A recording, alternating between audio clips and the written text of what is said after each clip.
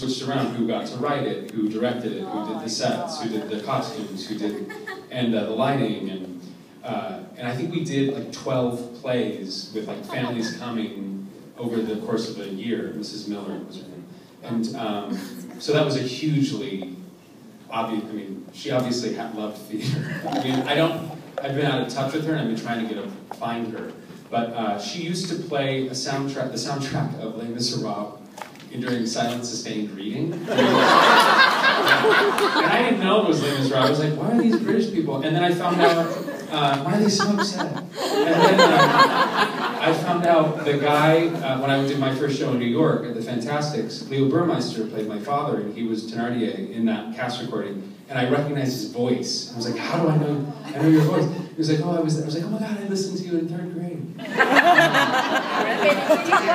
I've always had teachers in that were hugely influential. And then I had another great teacher, Ken Washington, who is a mentor, still a mentor of mine, who teaches at the University of Minnesota and at the Guthrie Theater, which is where I went to college. And I had a slew of amazing teachers there, but that's kind of my arc. Well, in 3rd grade, I was a dying fish in the ecology play. And that was my only performing experience until high school. I actually sang and performed in musicals in high school and had a phenomenal high school theater director, Joan Bettinger, who we lost a few years ago. But she also, I had played piano as a kid.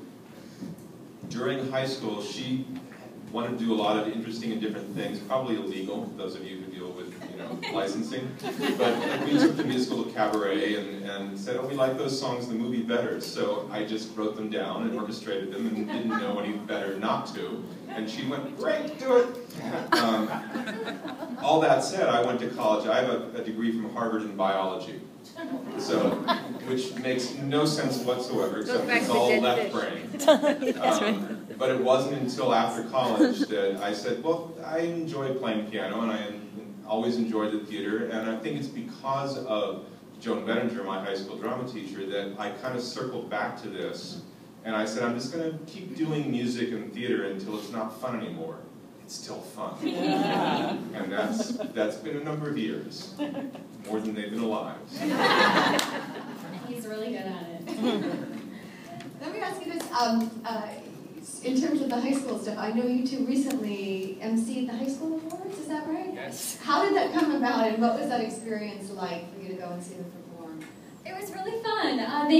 We got invited to host the Jimmy Awards, they call it here, the National High School Musical Theater Awards. And I'm sure you probably do know what it is, but it's like a compilation of the top 2, best actor, best actress from all these regions across the country, and they come to New York for nationals and performed at the Mid-Scott Theater where Lion King is, and there was crowned a Best Actor and Best Actress of the night. They all performed in their costumes from their high school shows, and there were judges, casting directors, and fellow Broadway people that were judging that night. It was like a cross between, I said, the Tony Awards and a reality television show, because they were like singing for their survival that evening. She knows a lot about both of those things. Yes. So it was really fun. We got to host it, and it was very inspiring to see a lot of talent at such a young age. Yeah. I was also in a scholarship program in a high school called the Young Arts Program. I don't know if you guys know that, but it used to be called the National Foundation for the Advancement of the Arts, and they have a website. But they take for theater, you send in a videotape, and probably somewhat similar to what they do for the Jimmy Awards, although I'm not quite sure. But it was another similar thing like that, and it's great to be a part of organizations that are helping people, move forward. We sent in a tape, and it was very similar. Oh, it's very similar. But not competitive in a like my A to Annie's going to be better than your A to Annie, Yeah. Which that happened a couple times at the awards. I was like, I'm uncomfortable. Like, why are there so many Miss Adelaides? But it doesn't matter. But it's great to the give winners them. got scholarships, which is so cool. It's more than just a trophy. It's continuing or helping to encourage them to continue a career in theater and what they're good at. And I know in Minnesota, I'm from Minnesota, and in Minneapolis they had the Spotlight Awards, which was like our version of Minnesota's high school theater awards. It's funny because